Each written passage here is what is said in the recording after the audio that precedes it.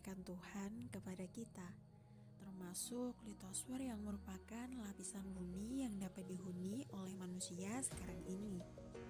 Namun, seiring berjalannya waktu, lapisan litosfer atau tanah yang kita tempati ini semakin mengalami kerusakan dan perubahan.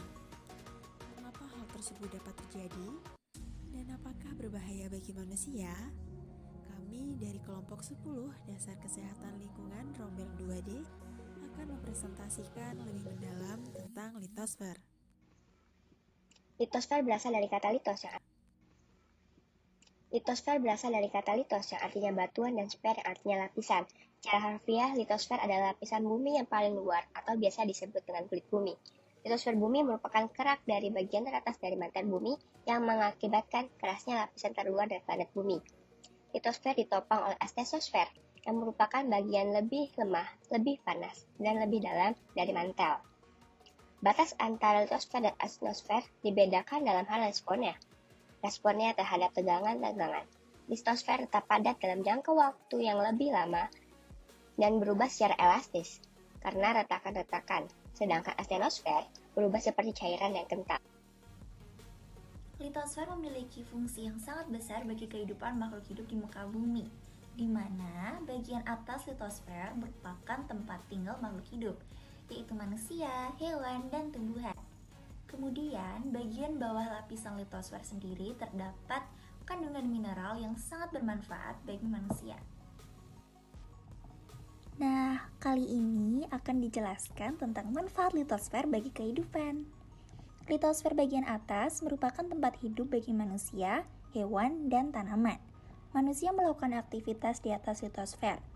Selanjutnya, litosfer bagian bawah mengandung bahan-bahan mineral yang sangat bermanfaat bagi manusia.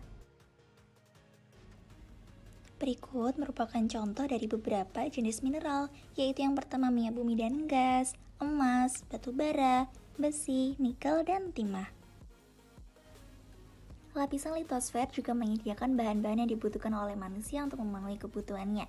Sebagai contoh, minyak bumi. Minyak bumi dan batu bara dapat dimanfaatkan sebagai sumber energi.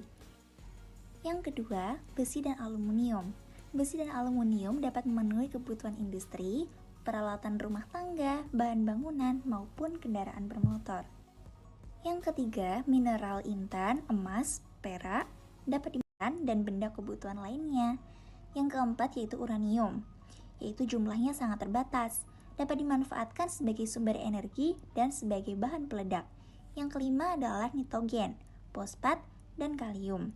Mereka semua dapat diolah menjadi pupuk yang dapat dimanfaatkan untuk bidang pertanian. Tahukah kalian mengapa litosfer atau tanah di sekitar kita dapat mengalami pencemaran?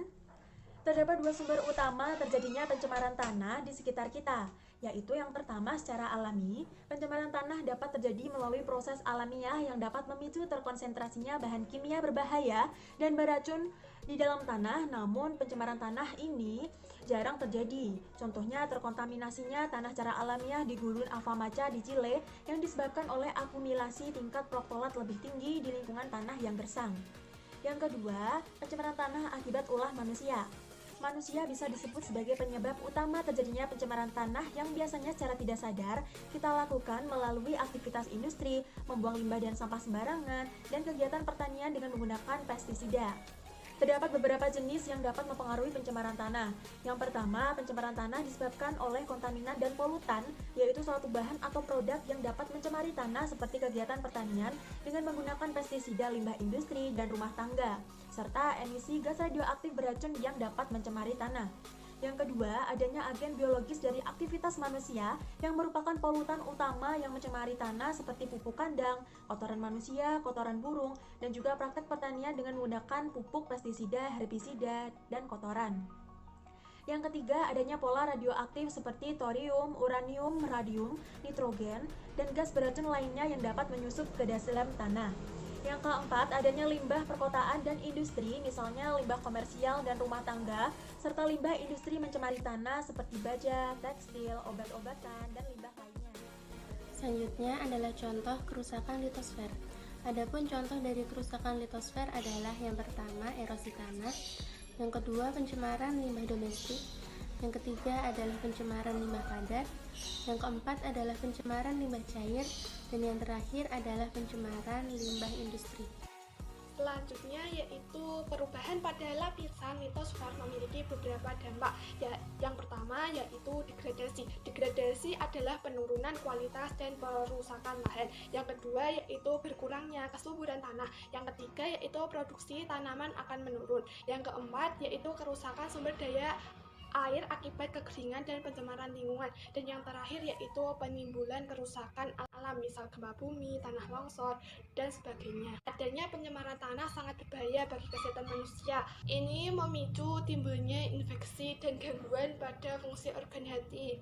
Yang keenam yaitu karmabat, yang mampu membuat gangguan pada saraf otot sehingga tubuh akan mengalami kesulitan dalam bergerak. Yang ketujuh yaitu klorin. Zat cair yang mengandung klorin ini sangat berbahaya bagi tubuh karena mengganggu fungsi kinerja dari organ hati dan ginjal serta menyebabkan gangguan pada saraf pusat di dalam otak kita. Selanjutnya, selain dampak pada kesehatan yang telah disebutkan di atas tadi, dampak pada kesehatan lainnya yang akan dirasakan oleh para penderita antara lain adalah gangguan pada penglihatan, pendengaran, ruam pada kulit, pusing, letih, lelah, dan gejala penyakit lainnya. Untuk mencegah terjadinya pencemaran tanah, perlu adanya pengelolaan sumber pencemar dengan baik dan benar. Peran manusia sangat dibutuhkan untuk mencegah terjadinya pencemaran tanah. Yang pertama, membuang sampah pada tempat yang telah disediakan. Yang kedua, memilah sampah yang mudah terurai dan yang sulit terurai. Sampah organik dapat digunakan untuk membuat kompos dan sampah anorganik dapat digunakan kembali untuk dibuat berbagai kerajinan. Yang ketiga, memberikan penyuluhan kepada masyarakat tentang pengolahan sampah. Yang keempat, mengurangi penggunaan pestisida. Dan yang terakhir, mengolah limbah industri sebelum dibuang. Sekian presentasi dan pembahasan dari kelompok kami. Semoga bermanfaat bagi kita semua. Tetaplah menjaga kesehatan lingkungan kita. Terima kasih.